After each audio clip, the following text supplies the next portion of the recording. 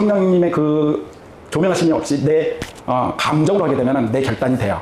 그리고 내 의가 드러나요. 내 의가 드러나는 것이 아닌 모든 것은 하나님께서 하시군요 라는 고백이 절로 나오게끔 성령께서 인도하여 주실 줄 믿습니다. 허락하시지 않으면 우리는 일용할 양식조차도 먹을 수 없는 존재라는 거예요. 우리에게 일용할 양식을 주시옵고 라는 기도에서 중요한 사실은 나에게가 아닌 우리에게라는 점을 우리가 잊으면 안 돼요.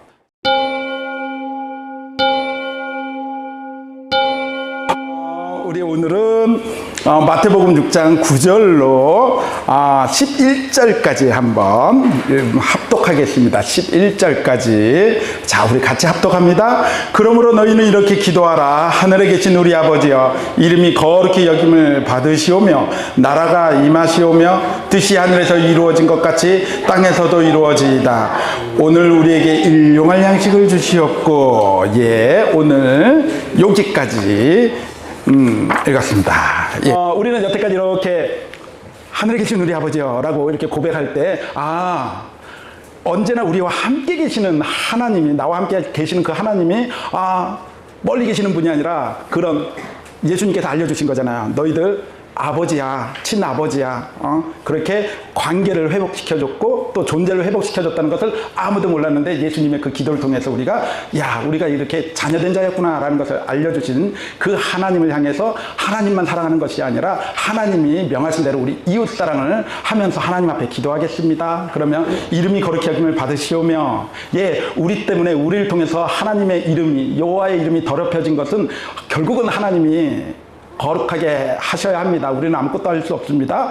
하나님의 그 거룩하게 하심을 우리는 그것을 보면서 인정하면서 우리는 다시 그 죄의 길에 빠지지 않겠습니다 하는 결단을 내리는 거라고 그랬어요. 그리고 그 나라가 분명히 임할 것이고 그 하나님이 통치하는 나라는 우리는 고대하면서 하나님의 절대 주권을 인정합니다. 그리고 그 뜻이 하나님의 말씀이 하나님의 작정하신 대로 이 땅에서도 이루어질 것입니다. 그것을 믿습니다. 그걸 통해서 우리는 말씀의 통로로 살겠습니다 라는 게 어제까지였어요. 거기에서 이렇게 보면 우리가 결단을 합니다. 그래서 그게 내가 여기에서 결단을 싹 한다는 것은 내 감정에 질 수가 있어요. 그게 우리가 말씀 묵상을 통해서, 어제도 잠깐 나눴지만 말씀을 묵상을 통해서 나에게 자연스럽게 성령님의 그 조명하심 속에서 내 고백이 그렇게 나오게끔 만들어 가셔 주시는 거거든요. 근데 성령님의 그 조명하심이 없이 내 감정으로 하게 되면 내 결단이 돼요.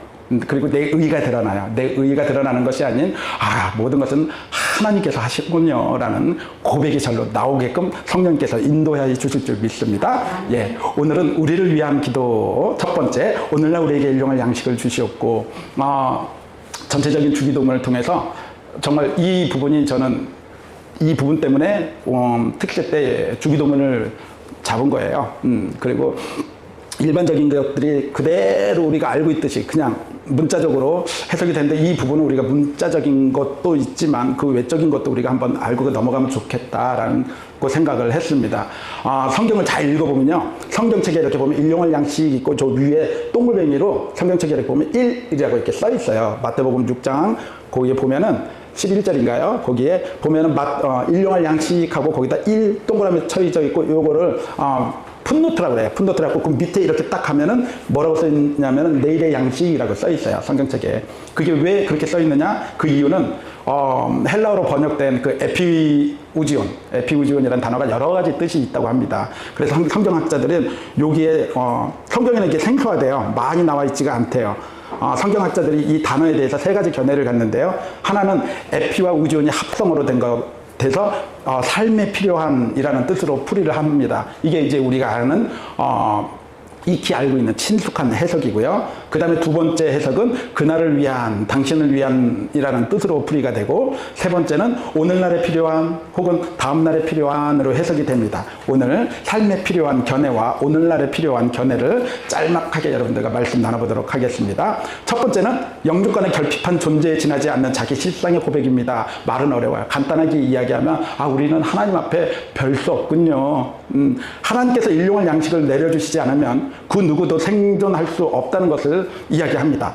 하나님께서 출애굽한 이스라엘 백성을 위해 광야에서 40년 동안 매일 만나를 일용할 양식을 주셨잖아요. 만약에 하나님이 그것을 끊었다? 그러면 그들은 광야에서 전부 다 일몰했을 거예요. 몰살되고 말았을 거예요. 농부가 아무리 땀을 흘려도 비가 오지 않으면 농사는 망할 것이고, 또 비가 안 와도 망할 것이고, 와도 망할 것이고, 냉장고에 음식 가득 차 있어도 먹고 마실 건강이 허락되지 않으면 그것은 그림의 떡이라는 거죠. 즉 하나님께서 허락하시지 않으면 우리는 일용할 양식조차도 먹을 수 없는 존재라는 거예요. 그러므로 우리는 일용할, 오늘날 우리에게 일용할 양식을 주시옵소서라고 기도할 때마다 유한하고 결핍된 존재에 불과한 우리 자신을 재확인하게 되는 거죠. 그러니까 즉 하나님 없이는 우리는 어쩔 수 없는 존재네요. 그렇게 존재 확인이 되면서 우리는 그래서 교만에 빠지지 않게 된다는 거예요. 와, 하나님 앞엔 별 수 없군요. 그래서 하나님 앞에 숙입니다. 어쩔 수 없는 존재라는 것에 우리는 더욱더 낮아진 자세로 하나님 앞에 가게끔 되는 것입니다. 두 번째는 일용한 양식으로 자족하는 청지기의 삶을 살겠다는 고백입니다. 일용할 양식, 이상의 재산이 있을지라도 자신을 위해서 일용할 양식으로 자족하고 초과부는 주님의 청지기로서 주님의 뜻에 따라서 사용하겠다는 결단의 고백입니다. 초대교회가 그렇게 나누며 살았죠. 예, 그들의 삶이 그냥 자연스럽게 말씀이 동화되었을 때 내 것을 나누어서 그들이 더 부하게 할 수 있도록 했던 것들이 믿음의 사람이었던 것을 볼 수 있습니다. 다시 말해 자신이 무엇이 있든지 그것을 탐심의 대상일 수도 자기 개인의 소유일 수도 없다는 것을 확인시켜 줍니다. 창세기 43장에 보면 애굽 총리가 된 요셉의 이야기가 나오죠. 그때 양식을 구하러 온 형제들을 위해서 청지기에게 딱 식사 준비를 하라고 하죠. 이때 청지기는 순종을 합니다. 그 공간에 있는 많은 재물들과 부하들은 청지기의 것이 아니에요. 그냥 순종하는 거예요. 청지기는 일용할 양식에 족할 뿐이지 나머지 재물은 모두 주인의 뜻에 따라서 처분하는 것이 청지기의 사명인 거예요. 오늘날 우리에게 일용할 양식을 주시옵고 라는 기도에서 중요한 사실은 나에게가 아닌 우리에게라는 점을 우리가 잊으면 안 돼요. 청지기 의식이 없는 사람은 내 배만 부르고 나만 복받았다고 생각합니다. 그래서 하나님께 감사하는 복을 우리는 많이 볼 수가 있어요. 나만 복받으면 돼. 그죠? 그러면 하나님이 나에게 복 주신 거야. 그래서 나는 늘 하나님께 감사해. 그거는 큰일 난다는 거예요. 청지기 의식이 지닐 때에만 내가 소유한 것도 주님의 뜻에 따라서 우리를 위해 사용할 수 있다는 거죠. 영화 부시맨 영화 기억나세요?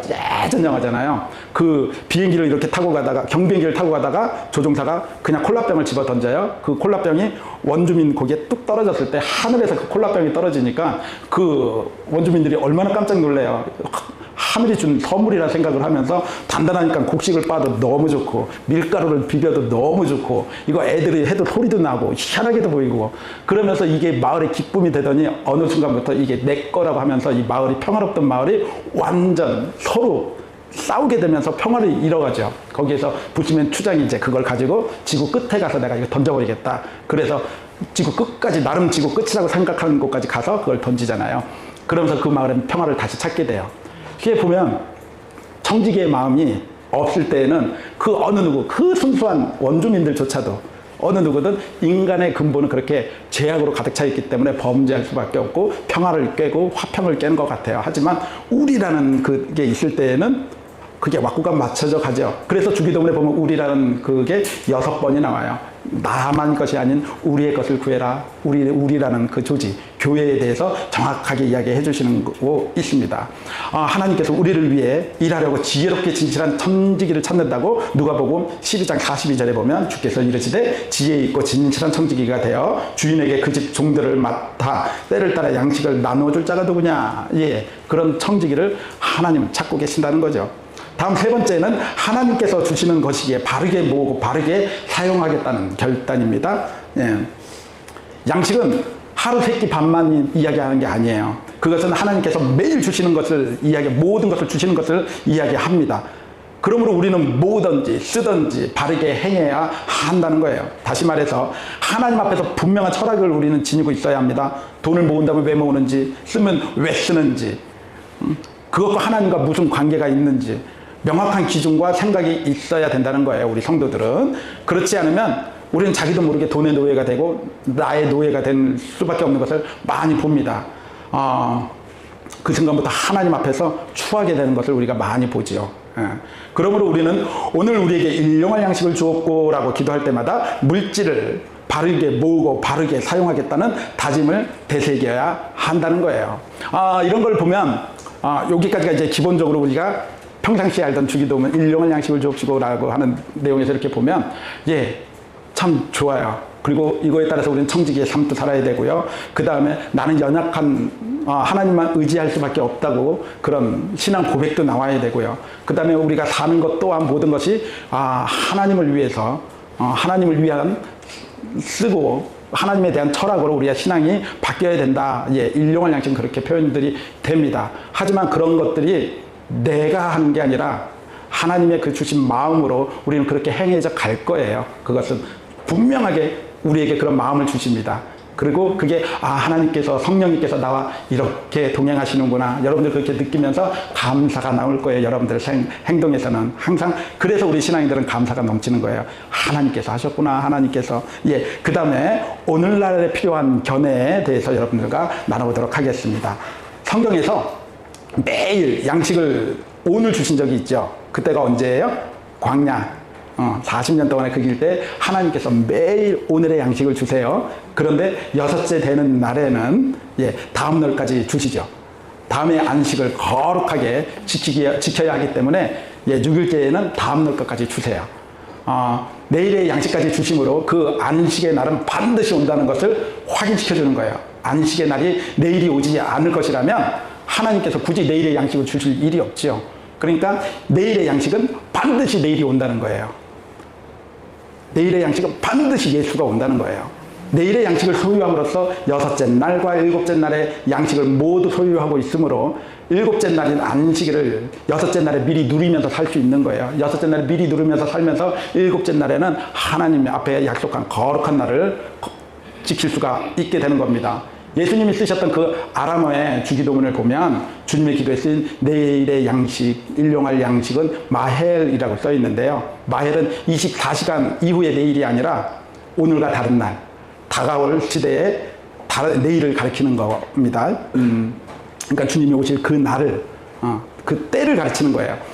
그 안식의 나라, 하나님 나라는 반드시 오고야 말 것이라는 확신이 있는 거죠. 거기에서 일용할 양식, 내일의 양식, 하늘의 양식, 이게 모두 요한복음에 정확하게 기록되어 있어요. 요한복음 6장 27절에 보면은요, 썩을 양식을 위하여 일하지 말고 영생하도록 있는 양식을 위하여 하라. 이 양식은 인자가 너희에게 주리니 인자는 아버지 하나님께서 인치신 자니라.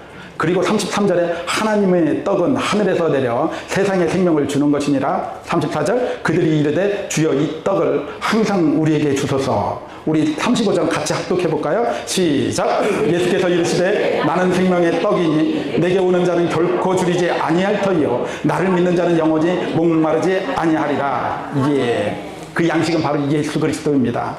우리에게 내일의 양식인 예수를 주옵소서. 이 기도문을 담고 있는 내용이에요.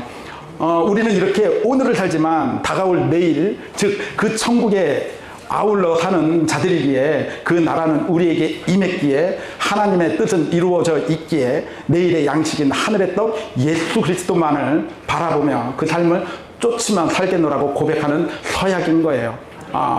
일용할 양식으로도 살고 내일에 올 예수로 우리가 바라보면서 삶에 더 희망이 있는 거죠. 예수를 안다는 게 얼마나 복인지 모릅니다. 우리가 일용할 양식을 주옵소서 이렇게 그냥 흘러가듯이 가는 게 아니라 기쁨이 있을 수밖에 없어요. 우리는 예수를 알기 때문에. 그래서 우리는 청지기의 삶을 살 수밖에 없고, 그래서 우리는 하나님 앞에 낮아지면서 살 수밖에 없고, 그래서 이 모든 것이 하나님에 대한 철학으로 바뀌어서 쓰든지 먹든지 마시든지 모든 게 하나님 향해 바라볼 수가 있어요. 왜? 내일의 양식이 예수님인 것을 여러분들은 분명히 알기 때문에. 오늘 하루도 우리에게 분명히 하나님께서 주신 날입니다. 이 날 예수를 생각하면서 내일 올 예수를 감사히 받아들이면서 승리하시는 여러분들 되시길 바라겠습니다. 아멘.